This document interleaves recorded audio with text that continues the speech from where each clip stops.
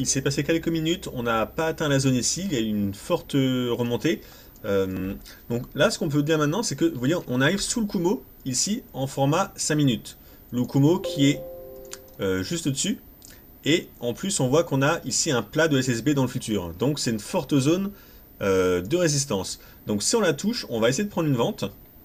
Là, on l'a frôlé avec la bougie, mais on l'a pas vraiment touché, donc peut-être qu'on va toucher maintenant. Et cette zone de résistance, donc qui est 11 332 à 11 335, en format 15 minutes, donc le format au-dessus, eh ben, ça correspond, regardez ici à plat, à la Kijun en bleu. Donc là, on va la tester, on va prendre une vente, on teste, hop, là j'ai pris une vente, voilà. Parce qu'on a testé le plat en 15 minutes de la Kijun, et on a testé le Kumo, ça y est, on le teste là. Donc il y a une forte chance que les cours rebaissent un peu. Donc j'ai pris une vente, il y a un stop et une limite automatique, mais on va gérer ça manuellement.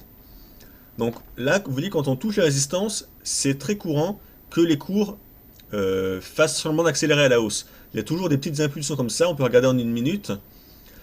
Ça fait peur, mais vous en faites pas, ça va quasiment toujours rebaisser. C'est vraiment des tests pour faire peur. Donc là, je vais agrandir un peu le 5 minutes, qu'on voit un peu mieux. On a la vente en cours, là on est à -2, bon avec le spread on est déjà à -1 de base. Ce qu'on peut jouer à la baisse, donc si le Kumo fonctionne bien, les cours vont baisser.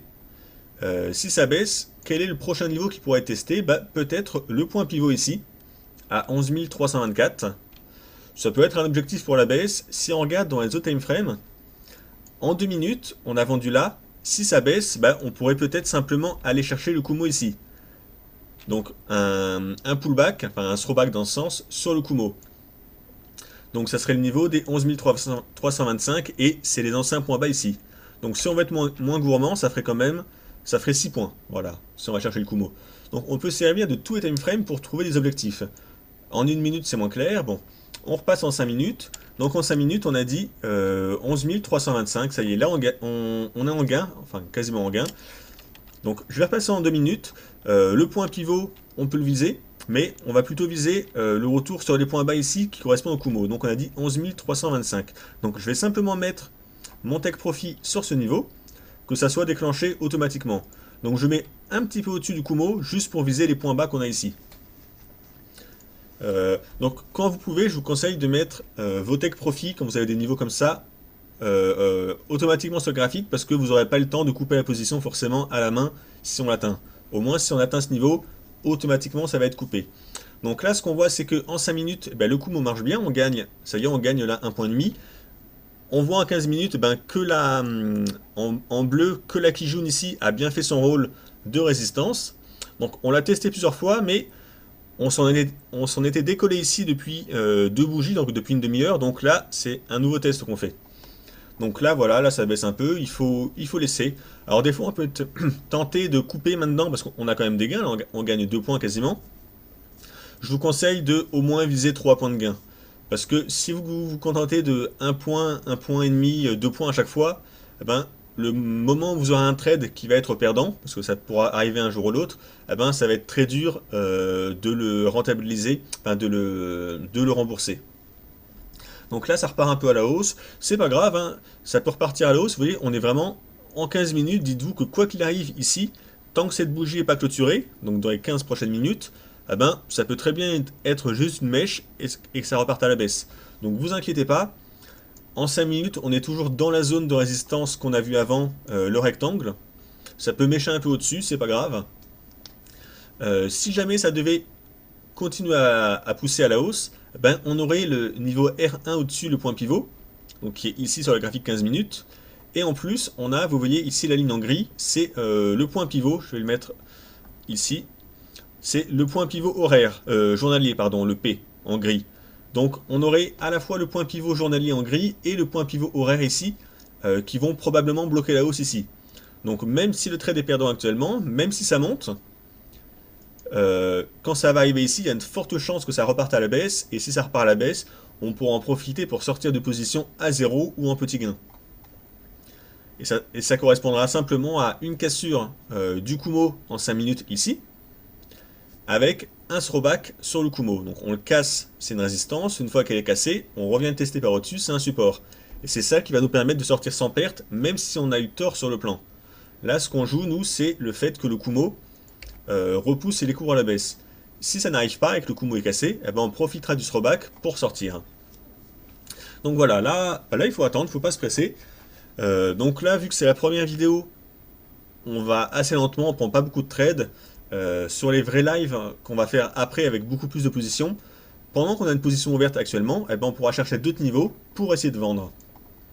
Là, je vois qu'on a testé le haut des Bollinger 5 minutes, avec le Kumo ici en 5 minutes. Donc on aurait pu regarder peut-être, donc là c'est le niveau des 11 339. Est-ce que sur les 11 339 on a une autre résistance? Vous voyez, on est sur le haut ici des bandes de Bollinger en 2 minutes. Donc c'est un support, c'est une résistance. Cette résistance, on peut la cumuler au Bollinger 5 minutes et au Kumo. Du coup, on aurait pu reprendre une vente sur ce niveau. On peut regarder également en 1 minute. Bon, en 1 minute, c'est moins intéressant, mais en cumulant le 2 minutes et le 5 minutes, eh ben, c'était un niveau de support. Donc là, à la limite, ce qu'on peut faire, c'est si on reteste le double pivot, on pourra prendre une vente. Parce qu'on est sur le pivot R1 horaire, si on continue à monter, donc à 11 342, plus en gris ici plus grand, le pivot journalier.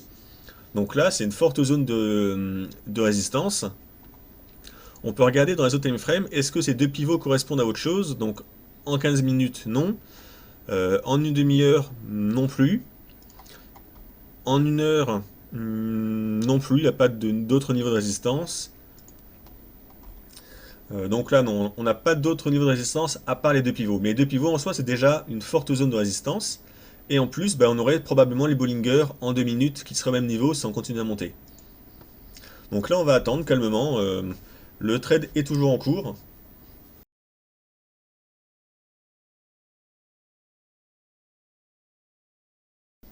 Donc là, on a eu la nouvelle bougie qui vient de s'ouvrir en 5 minutes. On voit qu'elle a ouvert au-dessus du Kumo. Là, elle était dessous, avec l'ouverture, elle est au-dessus. Donc soit il faut que ça repasse rapidement sous le Kumo, pour ne pas valider la cassure du Kumo à la hausse, soit, si c'est pas le cas, eh ben, ça voudrait dire que le Kumo était cassé à la hausse, donc on essaiera de sortir sur le throwback, sans perte, voire même avec des petits gains. Donc là, c'est en cours, il n'y a pas grand-chose d'autre à faire. En 2 minutes, on voit que le haut des Bollinger ici a bloqué un peu la hausse. Donc le scénario est toujours en cours, ça pourrait très bien rebaisser, venir tester le take profit. En 1 minute, alors en 1 minute, vous voyez, avec le CCI, on voit qu'on a une divergence baissière. Donc un point haut ici qui correspond à ce point haut, un nouveau point haut des cours ici qui correspond à ce point haut du CCI, et ce point haut est plus bas que celui d'avant. Donc on a une divergence baissière, et souvent la divergence baissière, ça indique une baisse des cours à venir. Donc là, vous voyez, les cours sont en train de baisser un peu. Si ça pouvait valider la divergence, continue à baisser, eh bien, on aurait une bonne chance que ça revienne tester notre niveau. Dans tous les cas, je sais que ça peut faire un peu peur comme ça, surtout quand on trade avec un effet de levier important, mais rappelez-vous qu'en 15 minutes, il n'y a pas eu de cassure de la zone, toujours. La Kijun ici à 11 332, là on en a 34, on a fait des mèches. Tant que la bougie n'est pas clôturée, c'est peut-être simplement une mèche haute au-dessus de la Kijun, ça peut très bien rebaisser maintenant sans l'avoir cassé. Donc ça peut vous rassurer de regarder des time frames un peu plus grands, parce que vous voyez, ce niveau n'est pas cassé. On teste, on fait des mèches, c'est pour ça qu'on met des stops assez larges, comme je vous ai dit dans la méthode, c'est pour justement ne pas se faire sortir par ces mèches. Là, si on avait joué sur ce niveau de résistance à 11 332 avec un stop à 5 points, on serait sorti. Là, ça rebaisse, donc là on est revenu tester notre point d'entrée. Donc c'est là que tout va jouer. Soit ça va rebondir sur le Kumo, soit ça va réintégrer le Kumo, et on aura sûrement notre take profit. En 1 minute, on est toujours sous le coup de la divergence. Ça hésite. On a franchi la Tenkan en rouge à la baisse. Donc la Tenkan, c'est vraiment une des lignes d'Ishimoku qui est très faible. Donc faut pas prendre son franchissement à la hausse ou à la baisse comme un signal, mais c'est toujours un petit plus. Le fait qu'on soit passé en dessous, c'est déjà ça. Donc là voilà, là, divergence toujours, on attend, c'est pas parce qu'on scalpe qu'il faut forcément être pressé. De toute façon, on a un plan, on sait que même si les cours continuent à monter, on a le double niveau ici avec les deux points pivots. Donc on sait que c'est un fort niveau de résistance Donc même si ça continue à monter, il y a des fortes chances que ça rebaisse après. Donc pas d'inquiétude. On laisse la position tourner pour l'instant. Alors là, ça y est, on est en train de baisser un peu. Ça y est, le trade est revenu en gain. Là, on gagne un petit peu. On va passer en une minute voir un peu où on en est. En une minute, on n'est pas loin du point pivot à 11 327. En 15 minutes, vous voyez, on est en train de repasser sous la zone de Hakijun. Donc, à voir si on a un mouvement baissier. Le CCI passe en zone de survente ici. Bon, ça, c'est pas trop impactant.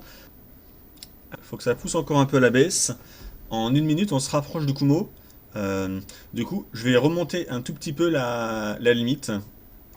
Parce que le Kumo risque de faire rebondir les cours. Et vu qu'on avait la limite plus bas, ça se trouve, ça aurait rebondi juste avant de toucher la limite. Donc, on va rester prudent. Dans tous les cas, là, si on touche la limite, on est à 4,9 points. Donc, on a bien fait nos 3 points minimum. On a même fait un peu plus. Donc, soyons pas trop gourmands. Je remonte la limite et on attend de voir si ça va la toucher. J'aimerais bien une petite mèche basse qu'on la touche, qu'on puisse déboucler la position. Donc ça pousse. Je regarde un peu dans tous les time frames. Hein. Là, on frôle. Sachant qu'en 15 minutes, j'ai l'impression que la résistance tient. Donc là, là on frôle. Allez, pousse. Voilà, là on a été débouclé. Donc on a gagné 5,6 points avec le spread. Petite impulsion baissière. Là, on pourrait éventuellement chercher à reprendre des achats parce que sur le 1 minute, on est dans le Kumo. Mais il faut cumuler ça forcément avec d'autres choses. Là, vous voyez, ici, en 2 minutes, on avait la Kijun, un peu à plat en bleu. On l'a touché pile poil avec la mèche à 11 323.